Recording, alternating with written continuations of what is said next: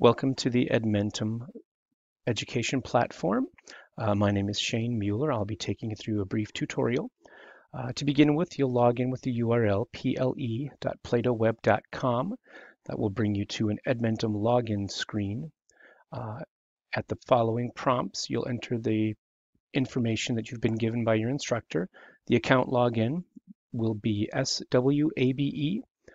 The Plato name will be typically your first initial of your first name followed by your last name. So in my case, Shane Mueller, S. Mueller. The password will be your 6-digit birth date, month, day, date, year. So if your birthday was January 7th, 1987, your password would be 010787. Click the login button and it will bring you up to your dashboard. As a student, you'll have several different options. When you look at this area on the left, you'll see all of your active assignments, or many of your active assignments. We can scroll through those. There's a lot of information here. You can see a couple of these have due dates. This specific activity mastered, so it's telling me to go to a new one. This one is telling me that it's overdue. Generally, you will not have overdue assignments because I tend to not put due dates on them. But this will be on your home page. All my work will have all of your classes listed in order, and you'll get a quick preview of your progress in each specific class. Now, as a teacher, I'm in several classes as a student just because I need to look at different views. You will not have so many classes. You've also got a message icon, a message application. In this, if you send or receive messages from your instructor, they will be posted here. I would encourage you to use your instructor's email address as opposed to emailing through the Edmentum platform. We typically do not receive notifications that we've got a new inbox message. So whenever we check our inbox on Edmentum is when we'll find that information out, and it's typically not every day. So in this case, you'll see I have an inbox message from my instructor, Shane Mueller, and it says, okay, it hasn't been that long, Shane, but it's been quite a while since you last logged into your GED prep class. If you're feeling a bit overwhelmed or if you're not feeling motivated, please reach out to me. I know we always feel pretty lame in high school when we need to raise our hands for help, but I'm the only one here right now, and I don't judge hand raisers like the other high school kids did. Be well, Mr. M. What a funny guy. So if we want to reply, we can reply to that, or we can send it to the archives. Now you'll see we have no more messages. Sent messages here. I sent a message to Mr. Mueller. So all those messages will be stored here, and then the archived messages will be the ones that we send to archives.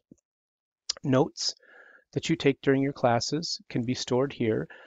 Every course will have its own notebook, and you'll see most of these do not have notes. However, I have gone ahead and put in one of my National Career Readiness Certification, a locating information course. This does have one note. If we click on that, it will say this locating information stuff is ridiculously difficult. Note the examples in this class are way easier than the examples from the actual NCRC exam. All right, so if we need to edit that note, we can edit it right in the course, or we can just skip out of it. The collaboration space is an area set up by your instructor that will allow you to interact in real time, called synchronous communication. Scheduled, there's none scheduled, but expired, if we take a look, there was one. If we take a look at it, this is typically what a collaboration space will look like. You'll just have like a little welcome screen set up by your instructor, and there would be areas here for you to share, do screen sharing, allow, he or she could allow you to add or make notes, and then this is a chat box where you can chat asynchronously. Close out of that. And if we go back to home, we can go into one of our classes, take a look. Let's go to the finding common multiples and the least common multiple. Mastery test was the last thing we've done. Let's go to all activities in this AccuPlacer math course. Once we open up a unit, you'll see within that unit, you'll typically have a drop-down menu. Click on the Unit 1, Arithmetic, Whole Numbers, and within the unit we'll have several different options. Now all of these little squares are the modules within that specific unit. If you go ahead and take the unit pre-test, it will test you on all of the concepts within this specific unit, those that you've mastered before you've even taken any content. You'll receive a little E exemption indicator in this little box. Otherwise, if you don't receive an exemption, that means you have not mastered that skill yet, and you should go ahead and do it. If we take a look at writing a quotient as a mixed number, we've got to open up that module. We have a tutorial, a practice, mastery test, and an offline activity. The tutorial is going to be a teacher-led lesson. It'll be very interactive. The practice, you can see, is not available right now. Once you do the tutorial, the practice will open up.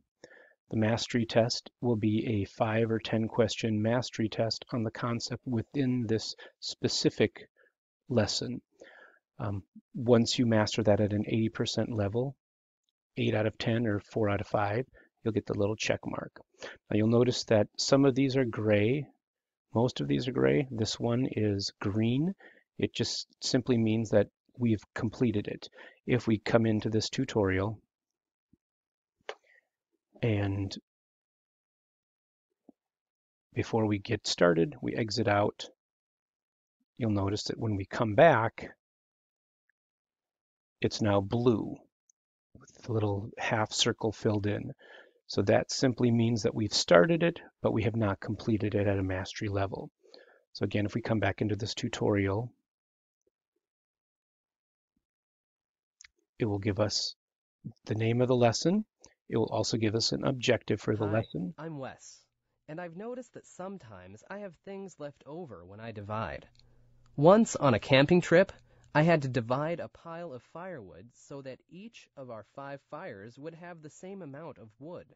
I ended up with 2 extra pieces, since I couldn't divide them evenly among all 5 now you'll fires. Notice while we go I through added this, them to our last the fire forward button so we could have inactive. the biggest fire on our last the backwards night. button is active. That's one way of handling the remainder. Stop this adding audio it at to any one time, group or you can click the stop button and it will stop for you.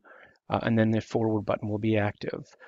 So you can really go through it at your own pace, or if you feel more confident or comfortable working through with the pace set by the program itself, you are more than welcome to do that as well. So as you work through, and fractions will occasionally you'll be brought to a screen to review it. that will allow you to look at concepts that you should know going into this lesson. So understanding division as repeated subtraction, understanding division as fair sharing, basic facts. These are all concepts that you should have mastered prior to taking this lesson. If there's any of them that you do need, click on it and you'll be brought out to another little tutorial screen. Once you're done with that, you can just skip ahead. Click to hear about quotients with mixed numbers in everyday life.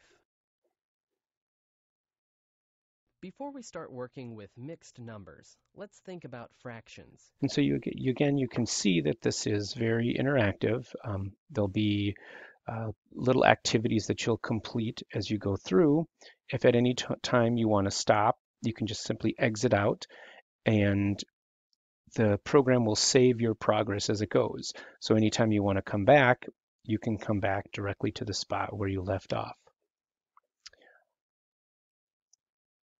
And once you work through the lessons that you need to work through, you'll get a little gold star that indicates that you've completed it at a mastery level. If you want to print out a little certificate, you're more than welcome to do that. But that's basically Play-Doh in a nutshell. Now, if there's any questions you want to get in touch with me, smueller, SMUELLER, @SoWashCo.org is my email address, or you can contact our program office, and they can get you in touch with me as well. But this is just a brief tutorial of what Edmentum Plato platform has to offer. Hopefully this will work out for you, but please enjoy.